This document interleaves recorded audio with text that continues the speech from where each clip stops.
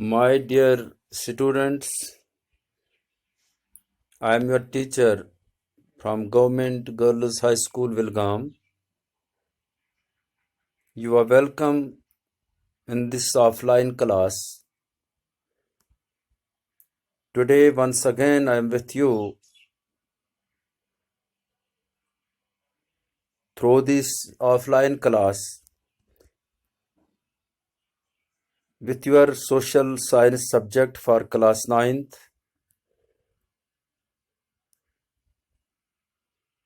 You are aware that presently we are reading the geography part of this subject. The book is India Contemporary.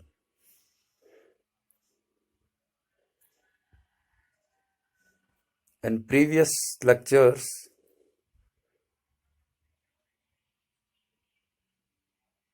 I told you many things about physical features of India. That is the second chapter of this book.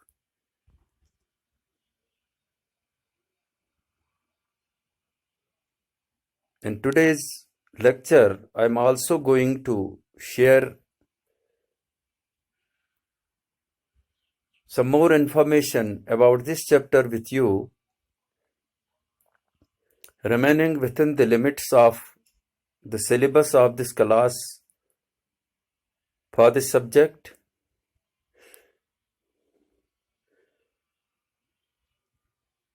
These things are written on the screen. You can also see a beautiful brief definition of geography and all other related things. Chapter 2, Physical Features of India. And like I did in the previous lectures, today I have also tried to put my today's lecture, today's information for you in the form of question answer. This way, the information becomes to the point and it becomes easy for you to understand things. And this question is rather one of your textual questions. And I'm always telling you that while reading these chapters, we have to remain within the limits of our syllabus. We have not to go beyond that. You can clearly see on the screen. My today's question is, this is question number 4. Which are the major physiographic divisions of India? And its second part related with this question is, contrast the relief of the Himalayan region with that of the peninsular plateau. We have to see the answer of this question. What does it mean? What's required that we have to answer for this question? You can clearly see on the screen. You can easily read it. This is question number 4. Answer. First of all, we will try to see what are the major physiographic divisions of India. The major physiographic divisions of India are the Himalayan mountains, the northern plains, the peninsular plateau, the Indian desert, the coastal plains, the islands.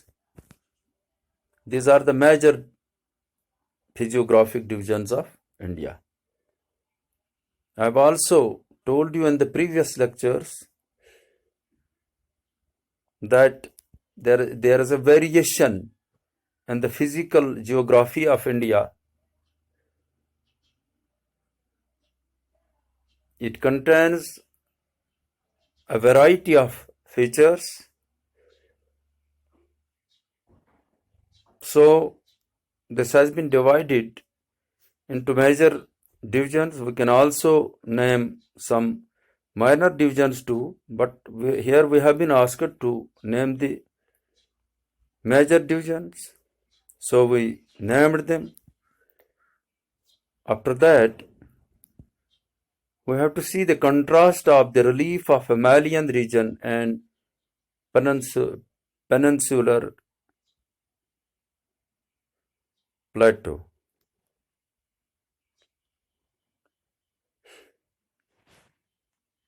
Geologically, the peninsular plateau constitutes one of the ancient land masses on the Earth's surface. It was supposed to be one of the most stable land blocks. The Himalayas are the most recent landforms. Himalayas are the recent ones, but the peninsular plateau constitutes one of the ancient land masses on Earth's surface. From the viewpoint of geology, Himalayan mountains form an unsettable zone. The whole mountain system of Himalaya represents a very youthful topography with high peaks, deep valleys, and fast-flowing rivers. The northern plains are formed of alluvial deposits.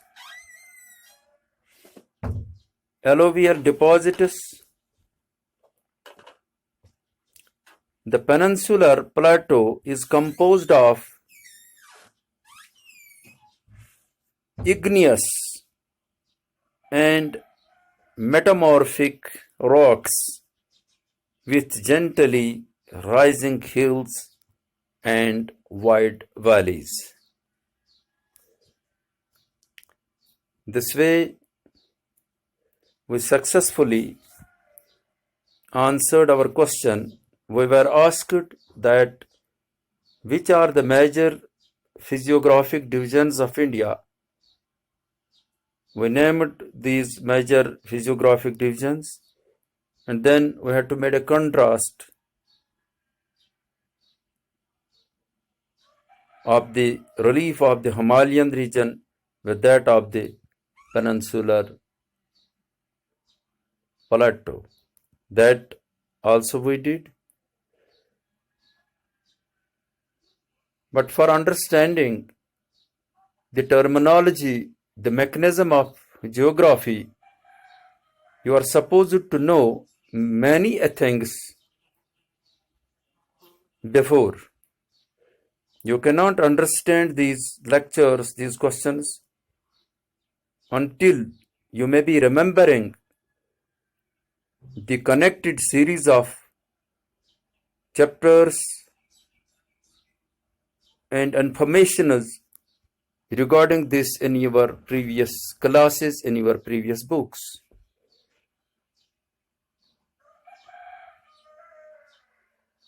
If it is not there, you cannot properly understand these terms. So if you don't remember, at times it happens that students are not in a position to complete their syllabi. So we have to compensate this.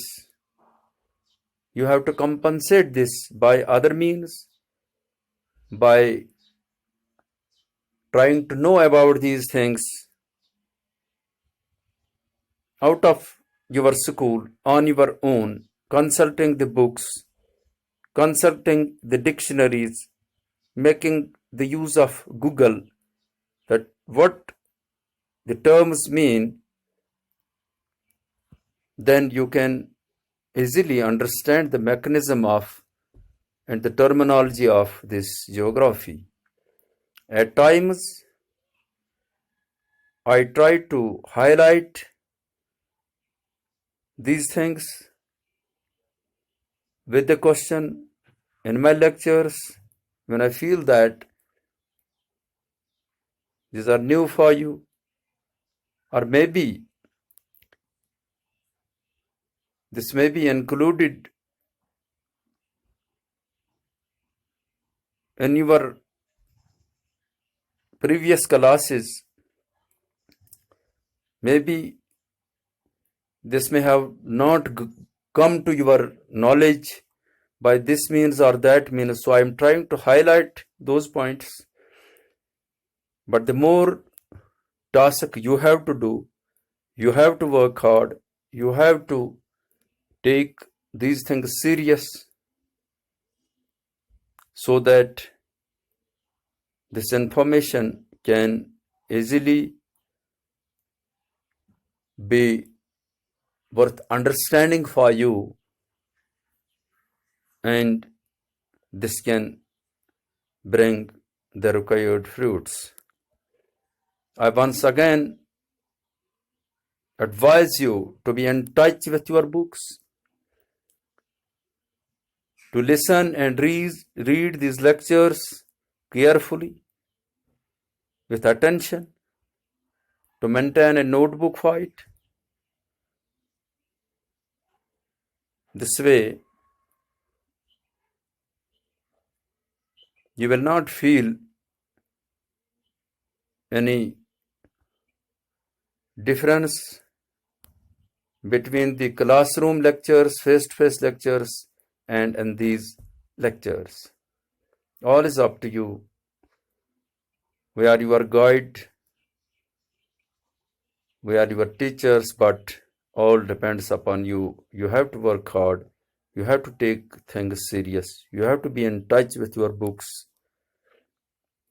I hope that you may be doing the same. This is sufficient for today. I am leaving you this time. I will be inshallah again with you with more information about this chapter. Take care of your health, of your time. Try to build a spirit of helping each other. God bless you. Stay home. Honor code SOPs. Stay safe. Stay blessed. Bye. Thank you.